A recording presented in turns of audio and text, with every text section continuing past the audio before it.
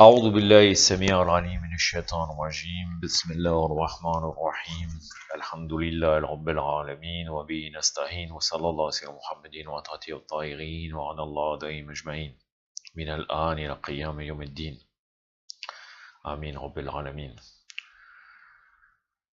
Une vidéo de la série Jurisprudence de la secte Bakri. Aujourd'hui, une vidéo que j'ai intitulée La hyène, le hérisson et le lézard licites chez les mukhalifines. Les gens de l'innovation que sont les mukhalifines, les bakriyines, à travers l'éloignement envers Al-Bayt, ils sont arrivés à un état de bassesse suffisant pour légaliser toutes sortes de choses. Et entre autres, même certains animaux qui sont totalement même dégoûtants. Et d'ailleurs, là, pourquoi je vous parle de la hyène, le hérisson et le lézard? Parce que c'est toujours dans le commentaire du Boulough al-Maram, des chirs salafites de Boulough al-Maram, l'arrivée au but de Ibn Hajar al-Asqalani. Donc c'est dans la lecture que je vous donne cela. Mais il légalise aussi le rat, la souris et bien d'autres choses. Alors que chez nous, je prends ce livre-là, je pense que beaucoup de gens le connaissent, La nourriture licite aux éditions BA, que je vous conseille. Il est bien précisé, regardez, je ne vais pas vous citer tout ce qui est illicite, je vous cite ce qui est licite concernant notre sujet, donc dans les hyènes. Des zones hémoterrestres qu'il est interdit de manger, les animaux de proie, avec griffes ou canines, tels que le lion, le tigre, le guépard, le chat, le loup, le lapin, tels que les renards, fennecs, martres, fouines, zibelines, écureuils, hyènes, chacals. Les hyènes est dedans. Concernant les lézards et le hérisson, il est interdit de manger les insectes ou invertébrés. Entre autres, le hérisson est un invertébré, en plus de ça, il se nourrit d'insectes. C'est très dégoûtant. Donc, qu'est-ce qui est interdit? Les serpents, les rats, la gerboise, l'hérisson, le lézard, les cafards, scarabées, puces, poux, les araignées, vers, abeilles, fourmis. Et là, entre parenthèses, il est dit, il n'est pas permis de manger les larves d'abeilles, appelées caviar, dans certaines régions. En avaler par mégarde avec la cire de miel n'est cependant pas un péché. Il y a d'autres animaux, mais ce n'est pas notre sujet. Concernant Boulough al-Maram, que je vous présente toujours, le tome 3, il est bientôt terminé. Prochainement, je serai dans un autre livre. De toute façon, j'alterne. Inch'Allah, ma prochaine vidéo sera sur le commentaire de Douran Oudba, la 8e partie. Qu'est-ce qu'il nous est dit concernant la hyène? D'ailleurs, il y avait une vidéo que j'avais vue qui est très dégoûtante, qui se passe dans les pays du Golfe ou bien en Arabie Saoudite, où on voit qu'ils ont égorgé une hyène, qu'ils la font en michoui et la mangent, na'oudhu billah. Qu'est-ce que dit, soi-disant, le prophète, sallallahu alayhi wa sallam? Vraiment, c'est lamentable. Dans Abu Daoud, 3810, hadith 3810, Sunan Abu Daoud. C'est un hadith qui est considéré sahih par Albani. Ibn Abi Ammar rapporte, j'ai entendu à Jaber, la hyène est-elle un gibier? Oui. Est-ce le messager d'Allah qui l'a dit? Oui. Donc à partir du moment où il est un gibier, il serait autorisé éventuellement de le manger. Donc les conclusions de Chouyour Salafite, en l'occurrence là c'est Cheikh Abdel Al-Bassam, la licité, c'est-à-dire le fait que ça soit halal, de la consommation de la chair de hyène qui est un gibier permis, en raison de ce hadith, mais aussi de la parole du messager d'Allah. Regardez, subhanallah. Dans Mustadrak al-Hakim, le volume 1, page 623. Le prophète aurait dit, selon eux, la hyène est un gibier, celui qui la tue en état de sacralisation doit s'acquitter d'un bélier adulte en expiation. Donc en état de sacralisation lors du Hajj, ou quand on a revêtu l'habit de l'Ihram. Et Shafi'i, la'natullah alayhi, a dit les gens n'ont cessé d'en manger et d'en vendre entre les monts Safa et Marwa sans qu'on ne leur reproche. Shir al-Islam, moi je pourrais dire Shir al-Jahiliya, Ibn Taymiyyah, alors a dit, elle est permise par nombre de savants, parmi lesquels Malik, donc le chef de file de Malikite, Shafi'ite, Ahmed, donc les Hanbalites, et d'autres, en raison de la parole du prophète, sallallahu alayhi wa alayhi, la hyène est un gibier. Il ordonna également d'en manger, c'est également une chair que les Arabes apprécient. Franchement, subhanallah. Alors que la hyène est un chien. Hein, ça fait partie de la catégorie des chiens. C'est un chien sauvage, on pourrait dire. Je me demande pourquoi ils n'autorisent pas de manger le chien comme les Chinois. Ça serait... Allez au bout de vos idées, hein, de vos magnifiques idées. Le pire, c'est que soi-disant le prophète, Na'oudou billah, il aurait ordonné d'en manger. Allahu Akbar. La consommation de hérisson, regardez. Ibn Omar, donc le fils de Omar ibn al-Khattab, Omar ibn al-Sahak, je suis interrogé à propos du hérisson, et il répondit, dit dans ce qui m'a été révélé, je ne trouve d'interdit à la consommation, et donc là il cite la sourate El-Anam, donc la sourate des bestiaux, le verset 145, je ne vais pas vous le citer en arabe, je ne l'ai pas devant moi, mais en gros c'est ce qui énumère... Ah oui, voilà. Je ne trouve interdit à la consommation que la bête morte non sacrifiée, le sang qu'on a fait couler, la chair de porc, car c'est une souillure, ou ce qui est pas parasité a été sacrifié par autre qu'Allah. Donc, là, il veut dire, Ibn Omar, comme quoi, mis à part ces interdictions-là, tout est légal. Et il récita le verset. Un vieillard présent dit, j'ai entendu Abu Huraira, dire qu'on le mentionna devant le prophète sallallahu alayhi wa sallam, il dit c'est une souillure, quand on lui a posé la question sur le hérisson. Ibn Omar dit, si le messager d'Allah a dit cela, alors il est tel qu'il l'a dit. Mais, regardez, là, ils ont un hadith qui va contre leur idée de manger le hérisson. Mais Al-Abani a dit, c'est Darif. Que dit Shir al-Rajiri? Donc ça c'est un hadith qui vient d'Abu Daoud, le hadith 3799.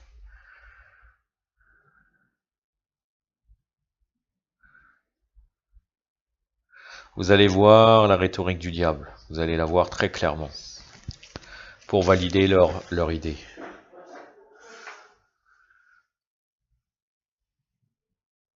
Shir al-Rajiri, qu'est-ce qu'il a dit?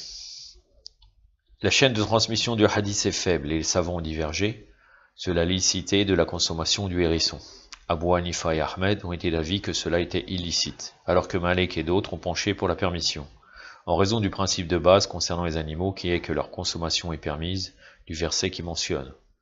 Dit dans ce qui m'a été révélé, je ne trouve d'interdit à la consommation que la bête morte non sacrifiée, le sang qu'on a fait couler, la chair de porc, car c'est une souillure, ou ce qui par perversité a été sacrifié à autre qu'Allah.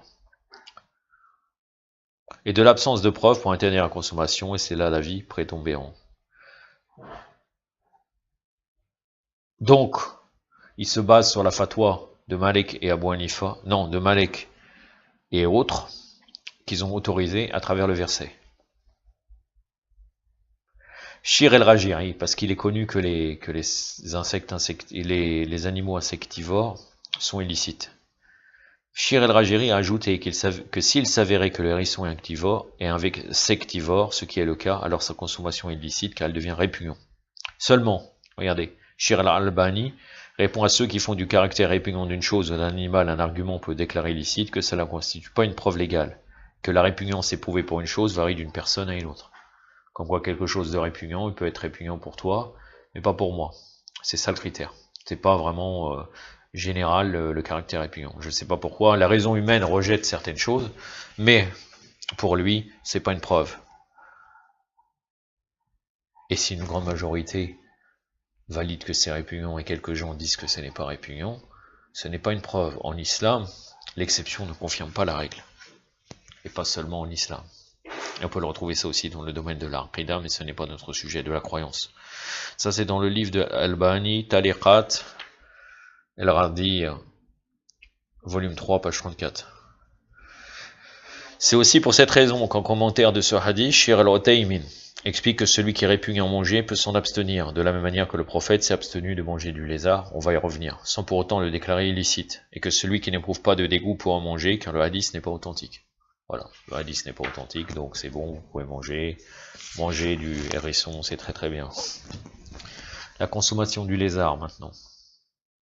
Ibn Abbas rapporte, on a mangé du lézard à la table du messager d'Allah. Sahih. Allahu Akbar. Allahu Akbar. El-Bukhari, c'est normal qu'il le déclare, c'est dans le Bukhari et dans le Muslim. El-Bukhari, hadith numéro 7358, et Muslim, hadith numéro 1947. On a mangé du lézard à la table du messager d'Allah. Les enseignements de cela, la permission de consommer du lézard, qui compte parmi les gibiers qu'il est interdit de tuer et de chasser sur les territoires sacrés, et en état de sacralisation. Donc, étant donné que le lézard est interdit de tuer, ça voudrait dire qu'il serait légal, selon eux. Puisque, je reviens,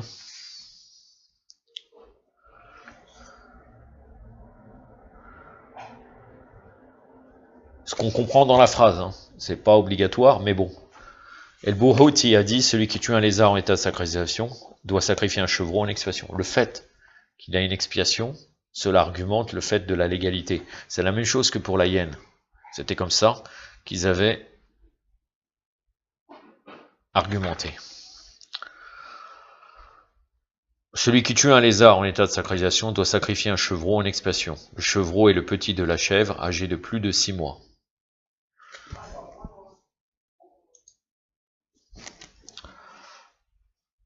Ibn Abbas rapporte, le prophète entra chez Maïmouna, on lui présenta un lézard vers lequel il tendit la main. Une femme présente dit, informez le messager d'Allah de ce que vous lui avez présenté. Regardez, c'est comme si le prophète il est aveugle, il ne sait pas ce qu'il est en train de manger. Elle dit, c'est un lézard, ô messager d'Allah. Aussitôt le prophète sallallahu alayhi wa sallam retira sa main. Khalid ibn Walid dit, est-ce licite au messager d'Allah? Est-ce illicite au messager d'Allah? Il lui répondit, non, mais on n'en consomme pas chez moi, et cela me répugne. Khalid le tira et à lui le mangea. El-Bukhari, hadith 5391, et Muslim, hadith numéro 1946. Franchement, rien que la formulation de hadith, ça sent vraiment le hadith fou. Le prophète, il sait même pas ce qu'il mange. C'est énorme. Alors que dans le Coran, Allah subhanahu wa ta'ala dit qu'il est permis de manger des bonnes nourritures. Et après, si c'est légal, puisqu'il le légalise, puisque Khalid ibn Walid, le mange, il dit je l'aime pas. Franchement, moi je me pose beaucoup de questions sur ces sujets-là. Comme quoi le prophète n'aimerait pas une chose licite. À partir du moment où il ne l'aime pas, ça veut dire qu'elle est illicite théoriquement. Ça n'existe pas. C'est halal mais je le mange pas. C'est je ne l'aime pas. Comme si le prophète il avait des choix personnels. C'est une manière de rabaisser le prophète, sallallahu alayhi wa alayhi. Car tous ses choix sont divins. C'est un homme divin sur terre. C'est les attributs divins, c'est le Coran parlant. Toute chose qu'il fait est un hukm.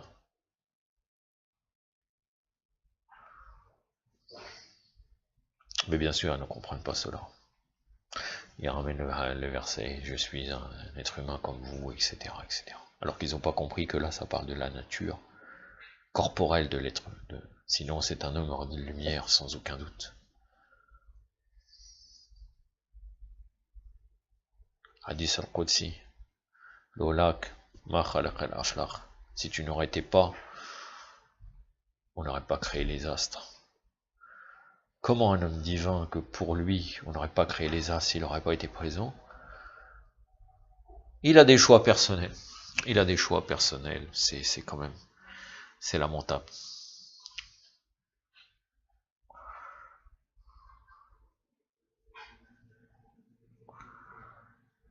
Mais regardez, on peut aussi voir la désobéissance de Khalid ibn Walid, soi-disant un compagnon fidèle. Il dit qu'on n'en consomme pas chez moi. On n'en consomme pas chez moi, donc ça pourrait dire je n'aime pas ça. Mais là, on est chez lui. Chez Maïmouna, Maïmouna, c'est une femme du prophète, sallallahu alayhi wa alayhi. Donc on est chez le prophète, sallallahu alayhi wa alayhi.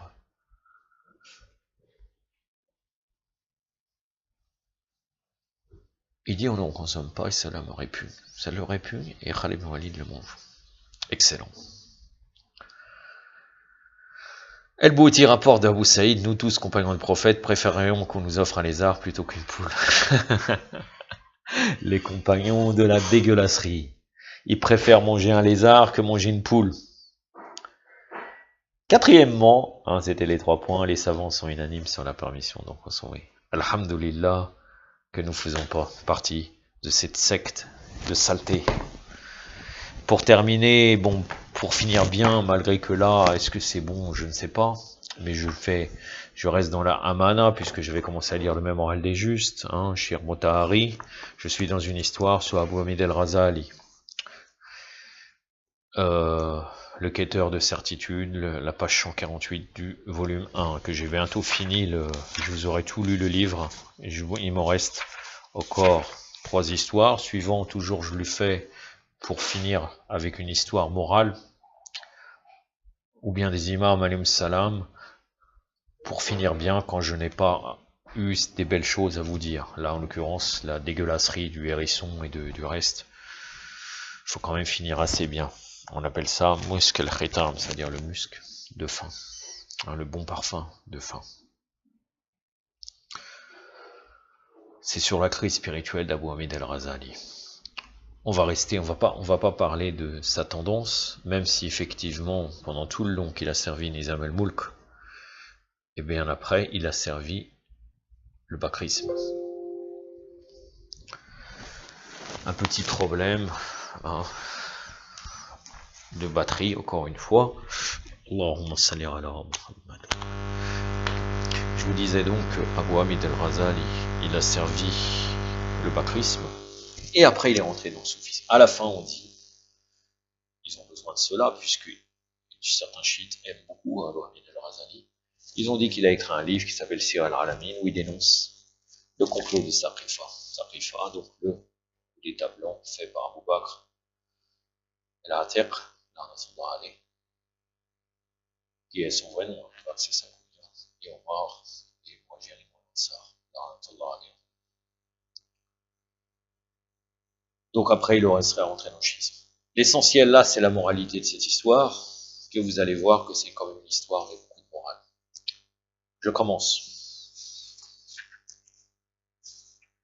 À travers tout l'immense royaume seldjoukide, les académies de Bagdad et de Nishapur brillaient comme 2 étoiles luisantes. Les amateurs de sciences et les chercheurs de savoir couraient plus qu'ailleurs vers l'une de ces 2 grandes universités.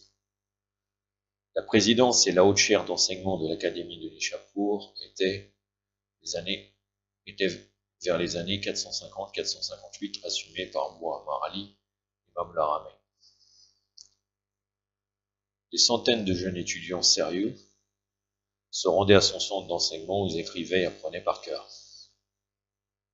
Parmi tous les élèves d'imam al-Haramayn, 3 jeunes gens doués et enthousiastes retenaient l'attention et avaient acquis du renom. Mohammed el-Razali, Tousi, Kiarasi et Ahmed ibn Mohammed Khawafi. Pardon. Là, c'est Mohammed Abu Hamid el-Razali, c'est Mohammed el-Razali Tousi, ça fait 4, il y a une virgule.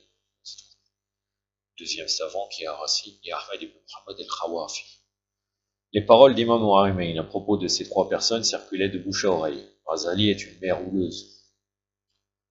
Kharasi est un lion féroce, Kawafi un feu ardent. Khawafi. Hors de ces 3 personnes, Mohammed el-Razali apparaissait comme le plus éminent et le plus apte. C'est pourquoi il était l'espoir du centre d'enseignement de Nishapur à cette époque-là. Nishapur qui est à côté du Mashhad actuel.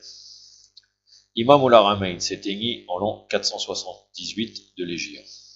Razali, qui ne connaissait désormais plus d'égal, décida de s'engager auprès du savant ministre seldjoukide Rajé Nizam al-Mulk, Tousi. Dans l'assistance était une assemblée de lettres et de savants. Il y jouit là aussi de respect et de sollicitude.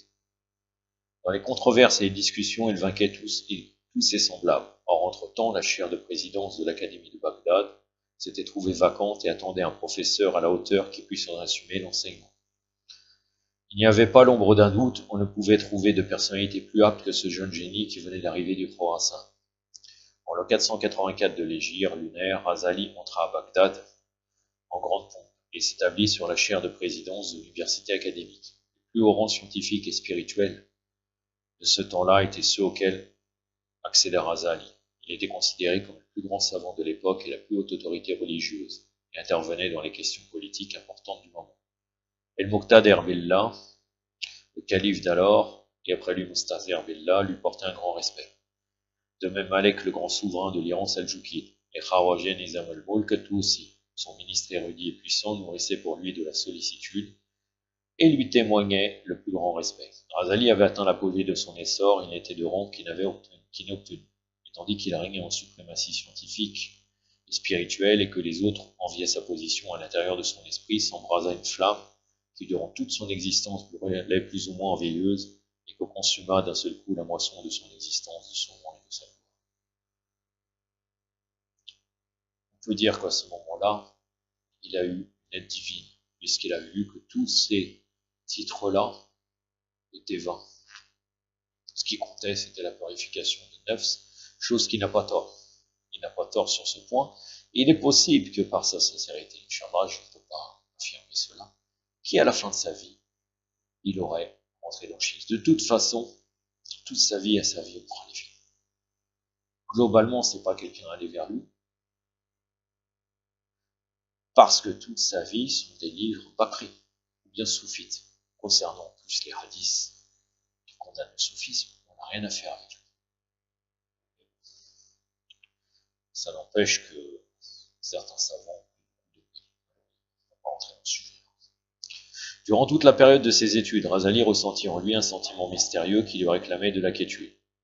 C'est ce que je suis en train de dire entre parenthèses, c'est que je ne suis pas obligé de condamner Razali, mais de dire que j'ai rien à faire avec lui.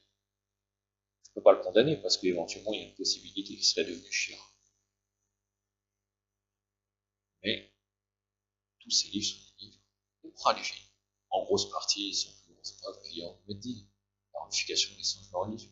Mustafza, qui est un livre de Usul, et bien d'autres, et bien d'autres.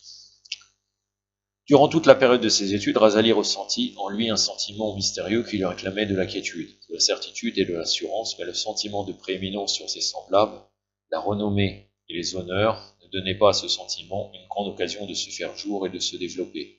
C'est lorsqu'il atteignit l'apogée de son essor mondain et parvint à satiété que commença à se développer son sentiment de curiosité et de quête de la vérité. Il réalisa que ses controverses et ses raisonnements qui convainquaient et vainquaient les autres n'assouvissaient pas son propre esprit curieux et assoiffé. Il comprit que l'enseignement et les études, la controverse et le raisonnement ne suffisent pas et que le voyage spirituel, l'effort et la piété sont nécessaires. L'ivresse, se dit-il, ne provient pas du nom du vin, ni le rassasiement du nom du pain, ni la guérison du nom d'un remède. C'est-à-dire, c'est pas parce qu'on connaît une matière qu'on a goûté vraiment à cette matière. La quiétude, la certitude et l'assurance ne proviennent pas non plus de controverses et d'entretiens sur la vérité et le bonheur. La vérité requiert que l'on devienne authentique et cela est incompatible avec l'amour de la gloire, de la renommée des honneurs. Puisque bien sûr, à l'époque où il a servi les gouvernements Bakri, tout son objectif c'était lui al-Kalam. La science de la rhétorique n'est pas là pour prouver la vérité. Elle est là pour argumenter à travers les versets coraniques et un semblant de raisonnement religieux avec des hadiths, la réalité de son courant, la vérité de son courant. Ce n'est pas une recherche de vérité, c'est juste justifier son courant, dévié ou pas dévié. Donc pour lui, tout ça, ça veut rien dire. Tout ça, c'est que de l'amour de la gloire, de la renommée et des honneurs. C'est pour cela qu'il dit ça. Un surprenant conflit se déclencha en lui. C'était un mal dont nul autre n'était au courant que lui-même et son Dieu. Ce conflit dura pendant 6 mois de façon pénible et s'intensifia à tel point qu'il le priva de sommeil et d'appétit. En réalité, on pourrait voir que, en fait, il est tombé en dépression. Il a eu une crise spirituelle, mais aussi physiquement, il a eu une dépression. C'est pour ça qu'après, vous allez voir, il ne peut plus parler, plus du tout. Il en perdit la parole et les points. Il avait plus de sommeil et d'appétit. Il en perdit la parole et n'était désormais plus capable d'enseigner ni de controverser. Il tomba malade et des troubles apparurent dans son appareil digestif. Sa maladie spirituelle et de dépression a touché son appareil digestif. Regardez, comme on dit les ulcères qui engendrent qui est la cause des ulcères, c'est le stress. Une des causes, bien sûr.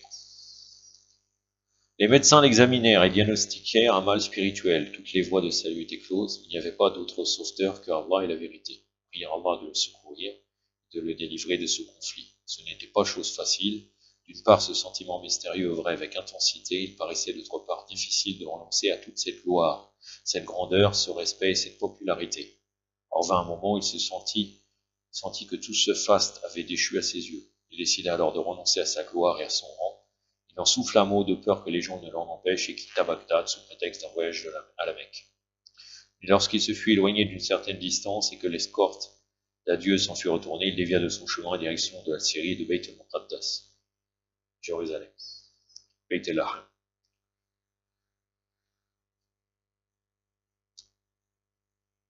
Pour que nul ne le reconnaisse et ne l'importune dans son cheminement intérieur, il s'habilla en derviche. Il poursuivit tant et tant son voyage à travers le monde et les âmes jusqu'à ce qu'il trouve ce qu'il voulait, à savoir la certitude et la paix intérieure. Sa période de méditation, de solitude et d'ascétisme dura 10 ans. Est-ce qu'il était parmi les gens? Est-ce qu'il était extérieur? Pour nous, de toute façon, il est important en islam le hijra, d'une manière matérielle pour la religion, et quelquefois les gens se retirent un moment mais ils restent dans un village isolé. Bien le hijra spirituel et le meilleur hijra en vérité, on peut comprendre à travers les hadiths, c'est le hijra vers l'imam. On fait une hijra spirituelle vers notre imam. Il y a des versets. Il y a aussi des hijras pour quitter ce monde mondain un certain temps pour revenir plus fort. D'une manière ou d'une autre, une hijra matérielle est obligatoire, ou bien une hijra spirituelle pour se repenser soi-même.